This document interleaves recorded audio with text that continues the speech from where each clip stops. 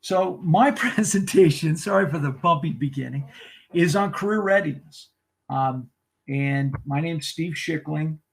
I work at El Medina High School in Orange, California. I'm a CTE engineering instructor there. Essentially, I graduated from college a long time ago and worked in industry for 34 years. And 3 years ago, I decided, I've always wanted to teach. I'm going to teach. So I retired from the world of engineering and became a high school teacher.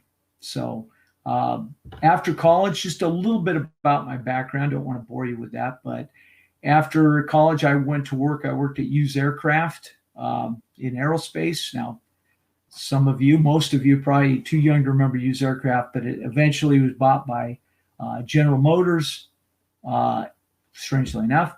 And then eventually it became or Raytheon bought it. So if you're familiar with Raytheon owns a lot of what Hughes Aircraft used to be. After Hughes Aircraft, I went to Southern California Gas Company, so I worked in the utility world. After that, I worked for a couple of different small instrumentation and service companies that supported the power gen and oil and gas market. Then actually at that point, I left the engineering world. I went to work for Eastman Kodak. I was a sales manager, channel manager, business development director for 14 years at Kodak.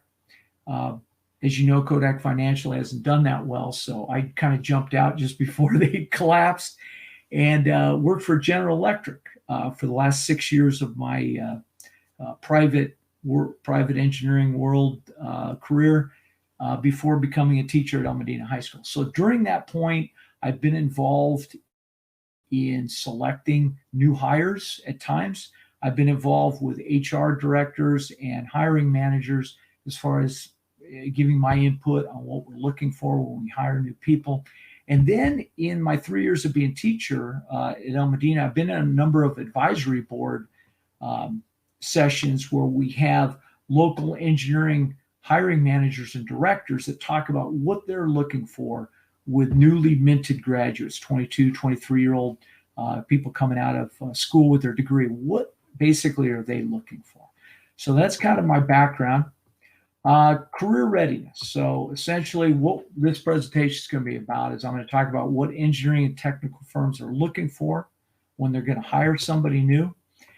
That's most of what we're going to talk about. Then the last couple of slides are what can students do to better position themselves for success in the real world, and how can they position themselves to get jobs, right? And then we're also going to touch on what can schools do, both high schools and colleges. What can they do to better prepare their students for success? So in the title of my presentation, I think that was on the Solid Professor site, it basically talked about college readiness versus career readiness. So I go, I better include at least one slide on college readiness versus career readiness. Now, I haven't been part of a college, UCLA, I went to a long, long time ago. So I hope I don't offend anybody in college or get any of this stuff too wrong. But in college, basically they're looking at a large number of candidates, but they do have many openings. And every year they got to go through this. And so traditionally, they've looked at test scores, SAT type scores, GPA, extracurricular activities. I'm sure it's a lot more complex than that these days. But in general, those are some of the things they're looking at, because again, they're evaluating a large number of candidates. But these have become solid predictors for college success. So again, let's say that's typical or in general, but I know if you got into the specifics, there's a lot more to predicting successful college students. And these colleges, it is important to them because when these people graduate, they're going to be representing their colleges, so they want to get the best candidates they can. Hiring managers in the private sector. Now, they kind of face a different hurdle. They have very small number of openings, very few. And in cases, they can get a large number of candidates as well, but very, very small number of openings. And the cost of picking the wrong candidate can be very expensive, because the first year of an engineer's career, the company is putting much more investment into that candidate or that employee, then they're getting out from them. They're not getting much output yet. It's they're building, they're teaching that employee how to do the work that they're going to do, and hopefully then that employee grows in their capabilities and skills and starts adding to the bottom line. That's essentially it. They're looking for employees that will come up to speed very quickly and be a cultural fit, because time is money. You know, they know it takes time to groom these engineers, but the quicker you come up to speed, the better it hits the bottom line. So that's what they're looking for. And so now they're kind of faced with, okay, what attributes best predict success? I'll tell you, when I was interviewed in 1983, an indication of my age, I think it was still, a lot of it was based on your resume. And I remember being interviewed, hey, what classes do you like, and that sort of thing. Fortunately, they didn't pry too deeply into the soft skills. I think I would have stumbled around for the answers on that, but that's kind of the indication of where this presentation is going. We're going to talk about that. So what are employers looking for? And I'll break it down into two categories within this presentation. Technical skills. What type of technical skills are they looking for? What do they expect you to know? And then non-technical skills, the soft skills. Who are you as a person? Would you be a good fit for this team? Now, what I thought I would do, I saw this video, I don't know, it was a year or 2 years ago. It was very funny. At least I did. I thought it was fun. But it's relevant, because this is what older people, such as myself, are thinking about the new hires. In high school, those who teach high school, this is the number one enemy, right? They're always on their cell phones. So this is it's an exaggeration, I hope, of what millennials are all about. So let me show this real quick. It's like a 2-minute video. Amy, it says you are trained in technology. That's very good. Are you adept at Excel? No. PowerPoint? No. Publisher? Not really. Exactly in what area of technology are you proficient? Snapchat, Pinterest, Instagram, Vine, Twitter. You know, the big ones. I'm surprised you didn't say Facebook.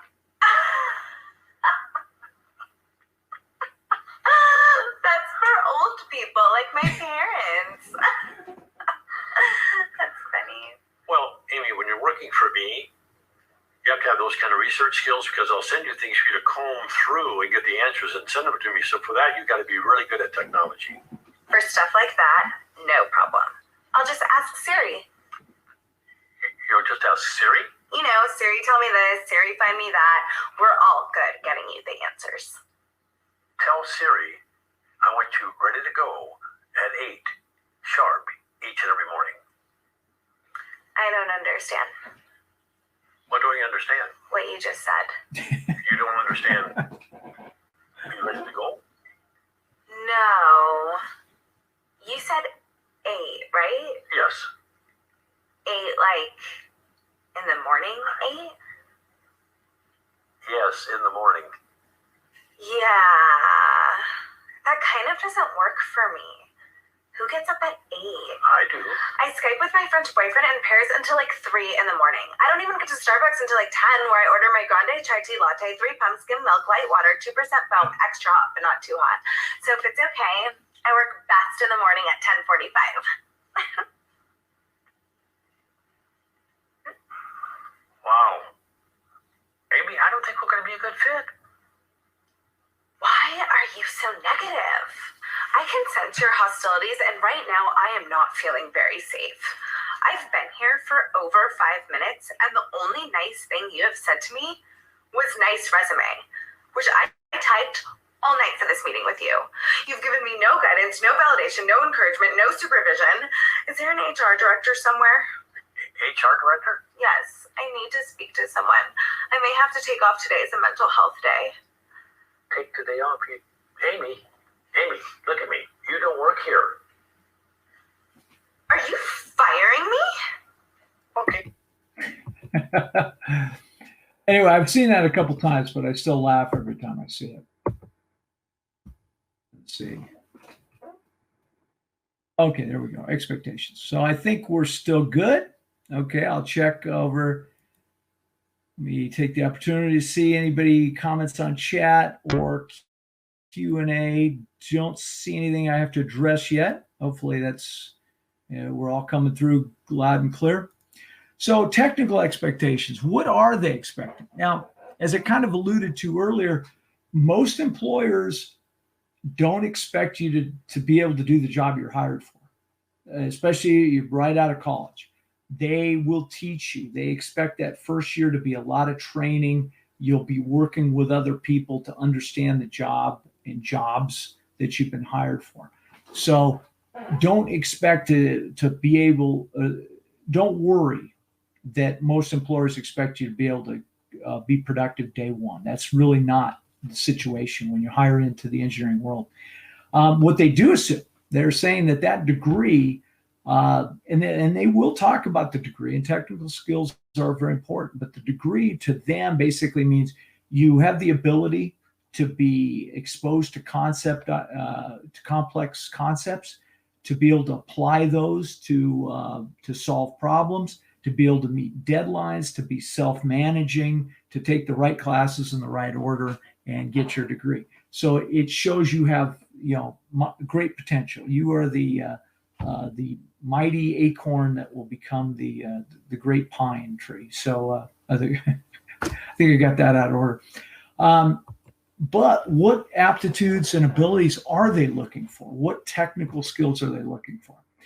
And essentially, and this is more kind of an interview hint or concept that many of us, we know this, we understand this, but a lot of 22, 23-year-olds may not appreciate this. When you're going on an interview, you really need to understand the industry, that the company you're talking to, what are they involved in, what are their products and services, and what are their issues? What issues face the industry? What issues face this particular company? That's the kind of overall industry knowledge. And based on your technical skills, based on your degree, hopefully you can generally appreciate the problems that they face and that you will help them solve. In a more specific realm, spatial intelligence is very important to many engineering disciplines. This came out surprisingly over and over again when I was on some of these advisory boards where engineering hiring directors were saying, yeah, this is what we're looking for. And why is that? They're looking for engineers that can visualize, think, and communicate three-dimensionally. They have found that this skill translates into better engineers and more successful engineers. Can you read, understand, and create drawings? Back in my day, I was asked about this. Can you read and understand drawings? I was not going to create them. I did have a manual drafting class at the time back in college. I wasn't going to be creating drawings, but could you read and understand them? We had one engineering hiring director at one of the advisory board meetings I was at. He said, learning CAD is more important than knowing English. Now that's debatable, right? But that just shows you how some of these companies, how important CAD is. And they believe that that's fundamental to whoever they hire, because that type of person that knows CAD is going to be able to come up to speed quicker, be more productive than somebody who may struggle with communicating three-dimensionally. Technical skills. Here's what they're looking for too. They're looking for hobbies. What do you do outside the classroom? Are you involved in hobbies, mechanical, electrical hobbies? Are you out there? Are you working on your car? Are you working on bicycles, RC cars, planes, robotics, anything that you're actually got some hands-on work going on? They're looking for students who've built something. That's practical knowledge. First of all, it's practical. It allows you to become a better engineer at analysis and manufacturing and to appreciate different aspects of the engineering design process. But it shows you have an interest and a passion beyond just being a good student, right? And if you have these kind of hobbies, you know things don't go right the first time, right? So it shows you must have run into obstacles. You're good at problem solving. You're good at failing, or you learn from failure. That because in technology things don't go right, right? So you have to figure out, okay, why is it not going right? How do I correct it? How do I fix it? And you can finish. You're a finisher. Now your college degree tells you that also, but hobbies. I tell you, if you have a hobby, or if you can have your students develop hobbies, that's really effective in interviews and what employers are looking for. Hands-on experience of that type essentially is shown these employers. It's a better predictor of future success. If they have mechanical hobbies, it means they have an interest in this. Typically, they're going to be lifelong learners. This is not just something they're doing because they were good at math and physics, but they actually have an interest in pursuing this outside the classroom. And I heard this a couple times. The more hands-on experience a student has had, the safer they are. If you get into a manufacturing environment, there's a lot of rotating machinery, a lot of very hot objects going out there. I mean, I used to go into power plants and refineries, and the more practical hands-on experience that an employee has, the less likely they are to get their fingers cut off in a manufacturing environment. So safety is so important. And let me continue on that. This was brought up. I almost didn't put this one in there, but because a lot of employers, even though they understand the student, the student they're not ready to do the job. They're going to give them training and that sort of thing. The more hands-on feel that they have, the better that they're going to develop in an engineer. Essentially, they're concerned. They're concerned that a lot of things are done through software now, but with software, it's garbage in, garbage out. So if you're doing thermal analysis, structural analysis, vibration analysis, if you don't have a feel for what the right answer should be, you're just going to take whatever the computer gives you, even if you created a poor model. And then the output is going to be poor, right? Not because of the software, but you created a model that maybe wasn't realistic. Do you have a feel for what the answer should be? Are you in the ballpark? So they want you to have that sort of feel, ideally. But again, where do you get that sort of background? Well, you get it if you've built stuff in the past and you have an idea of loads and stresses and that sort of thing. And here's the last one on technical skills. They're looking for internships. Now, this was not the case way back in the 20th century, but in the 21st century, I saw this verified on a couple of websites. An estimate of 80% of engineering employers are looking for engineering graduates to have had at least one internship, meaning, you have some students that might even have a couple. So they are looking for internships because think about it, that solves a lot of their concerns. Their concerns, they don't want a candidate like in that interview, the interview with a millennial. They want somebody that's worked in the real world, has experience, is going to come up to speed quickly. How do you address that concern? Well, an internship will do it. So now we get to the non-technical skills, personal skills, the soft skills, if you will.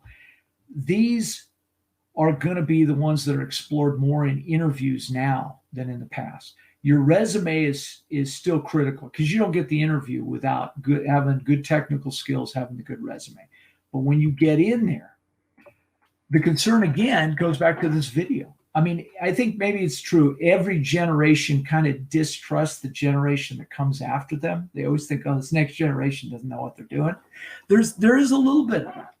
So the people they're interviewing with are typically older, not my age, but in their late 20s, 30s, 40s, 50s, 60s. Their concern is the next generation. Are they professional? Are they going to show up early, dress appropriately, going to be eager to learn?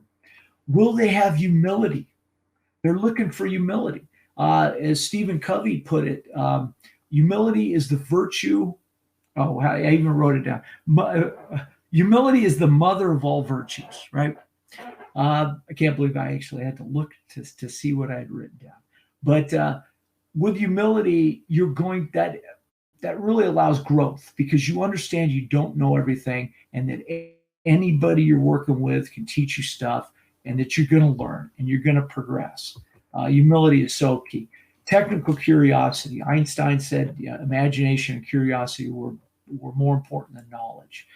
Curiosity, again, how do you solve that? Well, if you have hobbies and talk about the hobbies, it shows that you are curious about the world of engineering. Be able to accept feedback. The concern is, are younger students capable of receiving feedback in the right manner? Feedback is good. Failure is good. If you did something kind of not right, or if you flat out ran into a brick wall, feedback allows you to get around that wall, get over that wall, get under that wall. You want feedback, and they want students and candidates that will happily accept feedback and are not defensive. Let's see, what else do we have here? Resourcefulness, persistence. When things don't work out, you were hired to figure them out. You're hired to be a problem solver, right? They want persistence. It's so hard to measure. How do you measure? Angela Duckworth, in her book Grit, I don't know if it's called Grit, but basically she's famous for grit. Basically, passion versus plus persistence. She studied all these different industries. Number one predictor for success was grit, the ability to get knocked down, keep getting back up. Every time you get back up, maybe try a different angle, maybe get a little feedback in order to solve problems. This is what they're looking for. Looking for problem solvers. I mean, the only reason they're even out there trying to hire somebody is they have problems. Maybe it's a manpower issue, but they have problems in their industry. They're trying to be more competitive. If you're not out there making a profit, then you risk going out of business. So you're always looking to innovate and improve. So they're hiring people that are going to help them do that. Looking for problem solvers. Now, this was one I actually brought up in my interview because I didn't have any hobbies. This is my first interview when I hired at Use Aircraft as a rookie out of college. They asked me about different things, and I kind of was stumbling around. And then I think they said, what was the most important thing you learned in getting your degree? And I go, I think it's the engineering design process, because I've applied that to everything. The engineering design process essentially is, you got to define what the true issue is. What is the problem you're trying to solve? What's the goal? Identifying what resources, restrictions, requirements are in play there, and then creatively trying to come up with as many solutions as possible. And then through analysis and critical thinking, you try to figure out the best few, move forward, test, and solve the problem. The engineering design process, this is what I tell my students. Whether you go into engineering or not, if you learn the engineering design process, it will, oh my gosh, it's a systematic way to break down problems and solve them. When I was at Eastman Kodak, I was no longer in engineering. But I thought that one of the reasons I was successful is I had an advantage. I had an engineering degree. I looked at problems a little bit differently than I think the business people that I worked with. And again, engineering design process, that's gold, right? So let's continue on. Communication. They want to be able to communicate. Engineers rarely work in a vacuum, right? They're working with other people. You got to be able to communicate with others. And guess what? You will be judged on the grammar and spelling of your communications. There's no way around it. I had heard, I think it was a few years ago, some professor at UCLA got in a lot of trouble because it was an engineering professor too, and he marked students down on their spelling. And they complained, and in this day and age, he was reprimanded for that.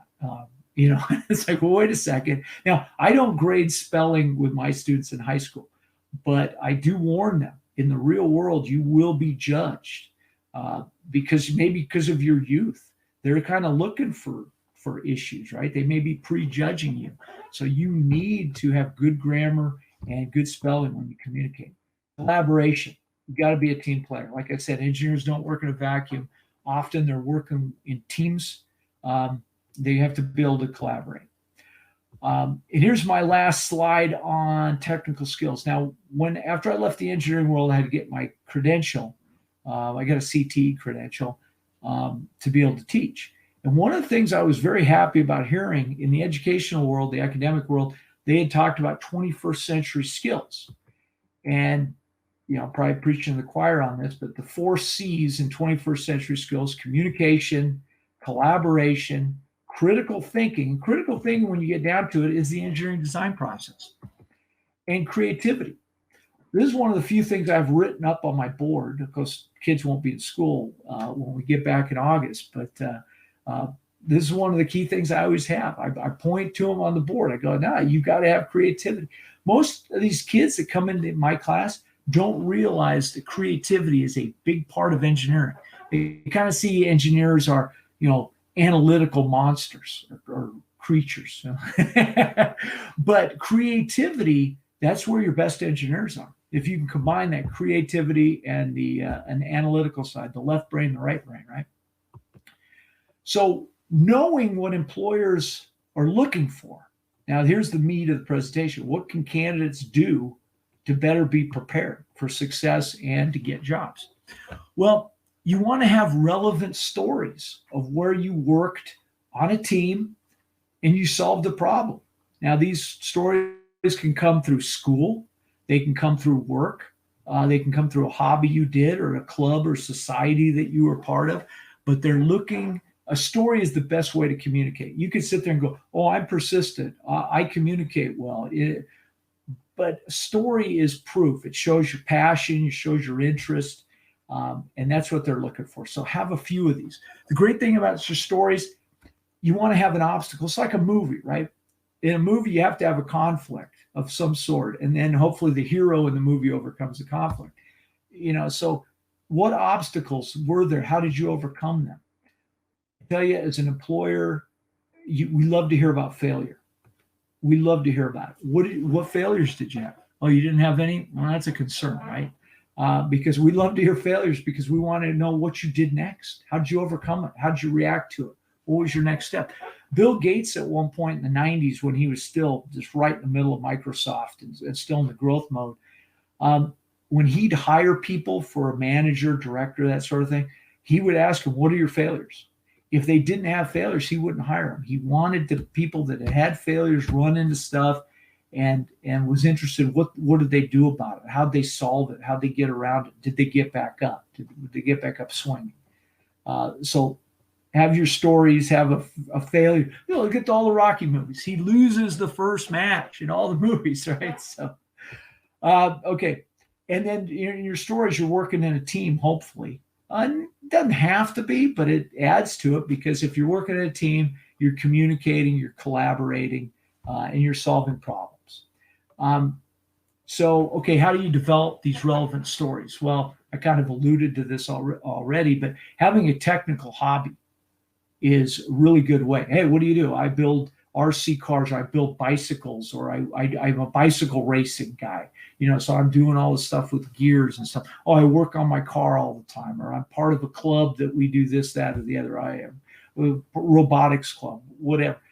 But it shows passion outside the classroom. I know I keep beating on that. And you've built stuff. You have practical hands-on experience. You know what a screwdriver is, that sort of thing.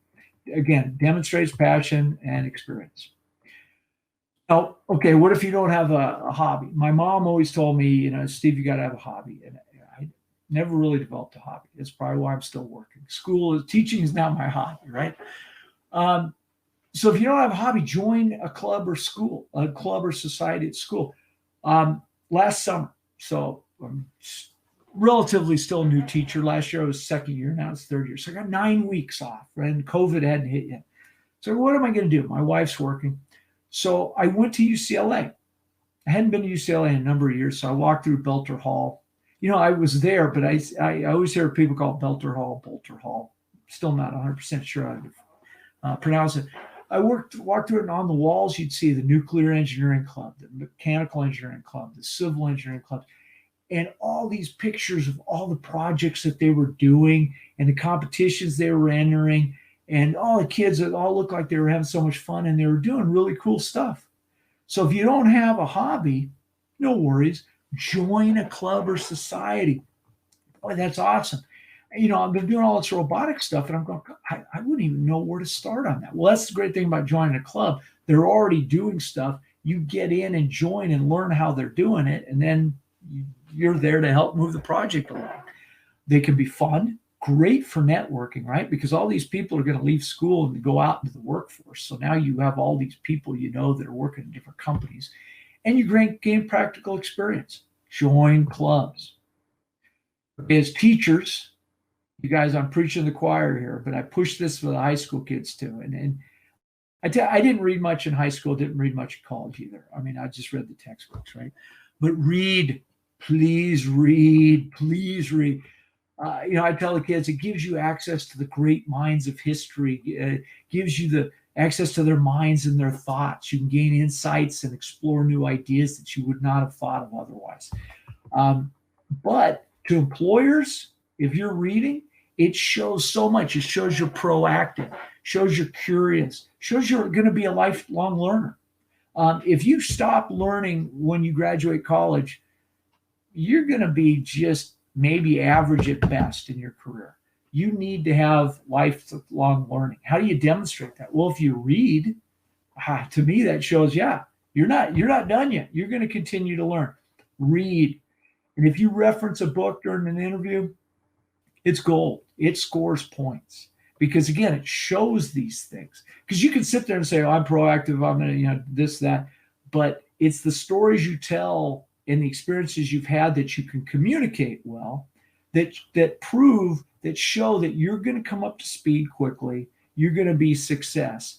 You've alleviated the fear the hiring manager has. If a hiring manager's afraid he's going to hire somebody 6 months down the road, it's just not going to work out. They're going to have to hire somebody else. They've lost 6 months. They've lost all that training, all the cost of that. You're alleviating the fear by going, hey, I'm going to come in, I'm going to kick butt and take names because it's what I do. But do it with humility, though, please. Internships. They solve a lot of these issues because it takes away the fear. Oh, somebody else has given you a stamp of approval already. You've been accepted. You've had the hands-on experience. So internships are great, but guess what? How do you get an internship? You're going to have to show that you've had a lot of hands-on knowledge. They're not looking for they may be a little bit more lenient on lack of hands-on experience, but internships, they're looking, again, they're engineering hiring managers. They're looking for the same sort of thing. Join clubs, join societies, have a hobby, get some hands-on practical experience.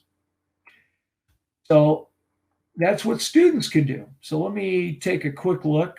Okay. I think all the PowerPoints will be available. So for what that's good, for what that's worth, hopefully there's some value in this that you guys want to see this.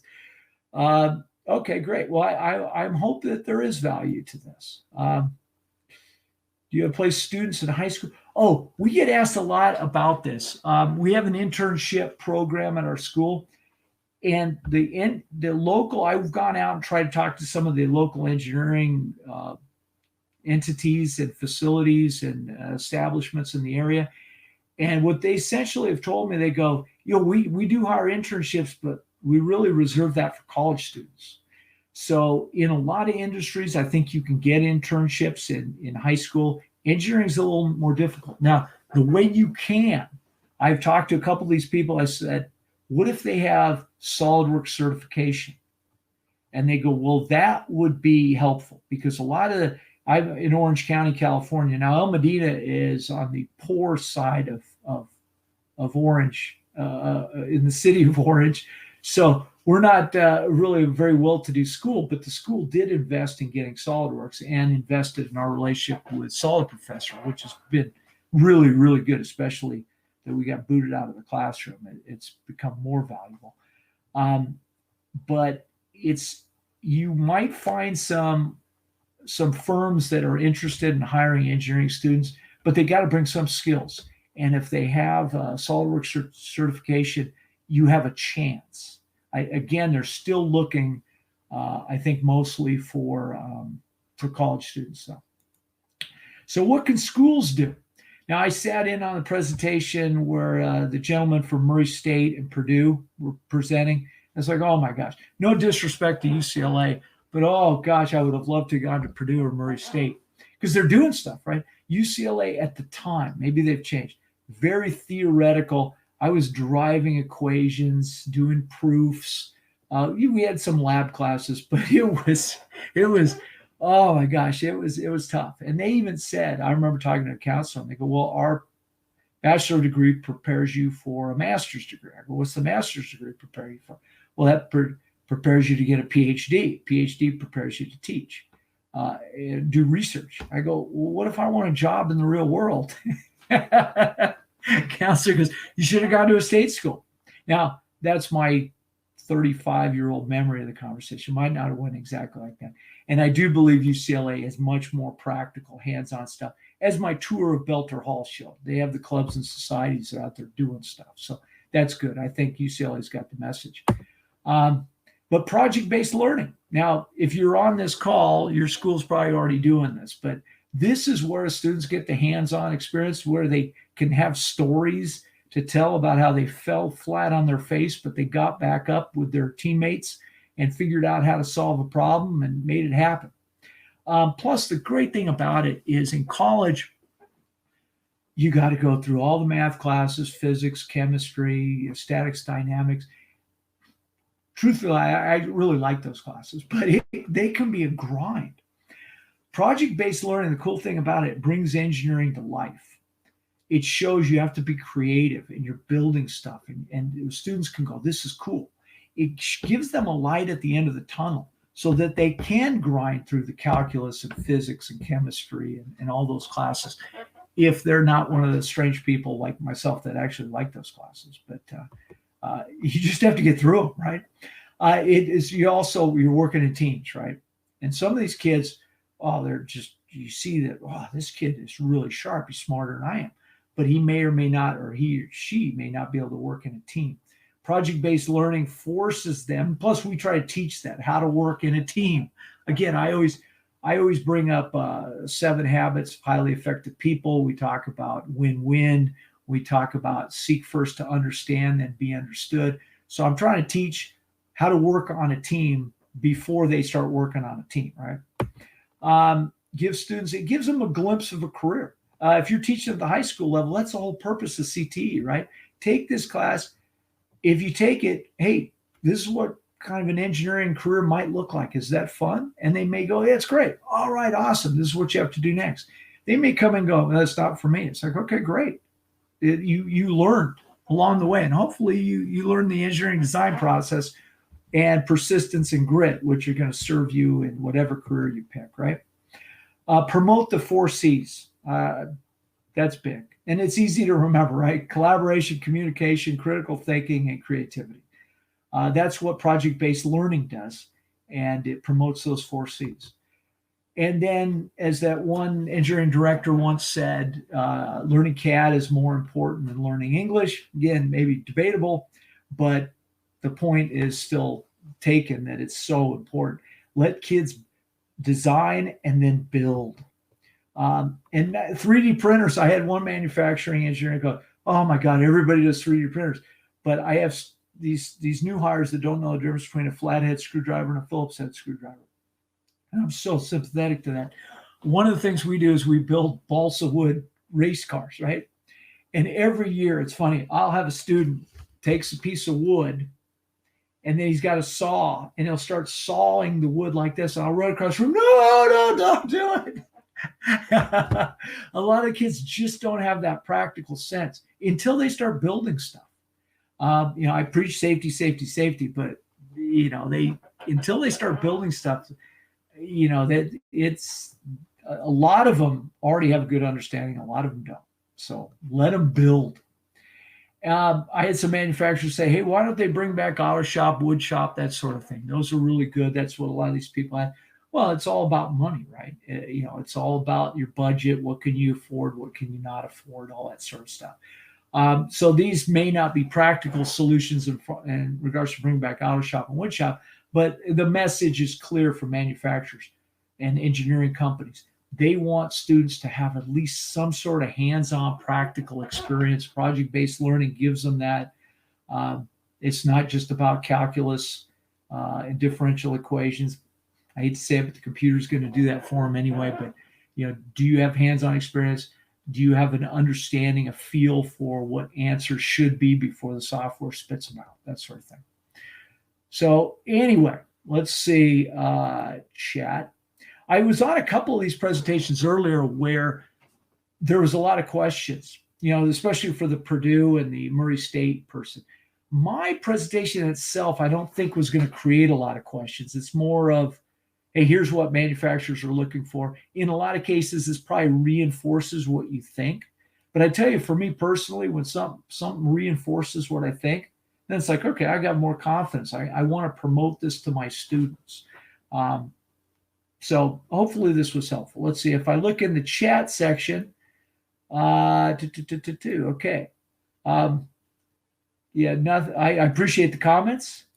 Let's see in the question. Do you have, okay, nothing past the internship stuff. So anyway, it's 12:43 or 12:43 West Coast time anyway, depending on where you were. Of course, that's going to vary. But essentially, that's the end of my presentation. I really appreciate you guys joining. I hope you got value from it. It was fun putting it together.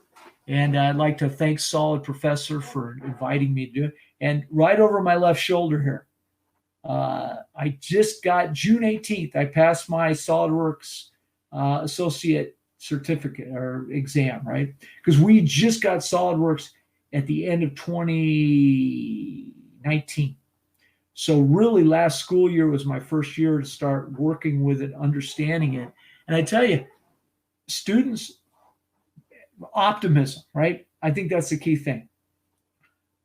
A lot of these students, this just distance learning is crushing them. I mean, which kind of surprised me, but I'm trying to be sympathetic and try to see it from their point of view, because when you think about it, their prefrontal cortex isn't developed yet. They haven't developed the executive functioning, self-directing. A lot of them aren't very good at this. So all of a sudden, they got out March 13th at our school. Basically, that's when we went distance learning. I think a lot of them were thinking, oh, I'm on vacation now. And it's like, no, you're not. I tell them the story. I started working from a home office when I was 37. And so, okay, so hopefully at that time I'm fully mature. My kids might argue with that, but I believe I was fully mature by then. But still, it was a transition for me to work from the home. I had to have self-discipline. Now, for me, it was easier because, first of all, I was getting paid. I was 37. I'd worked in the real world. And I wasn't in the office every day. I was out visiting customers, a couple times a week, 3 times a week. I was out traveling, so I was gone, a week here, a week there. But my base was the home office. So I've tried to help students going, okay, first thing you want to do in the morning, go take a shower, eat breakfast, brush your teeth, change your clothes. This is how you do it. Now, I'm always telling them too, going, you guys have an advantage. My kids, when they went to college, I think one of the essays you always have to do is, what obstacles did you overcome?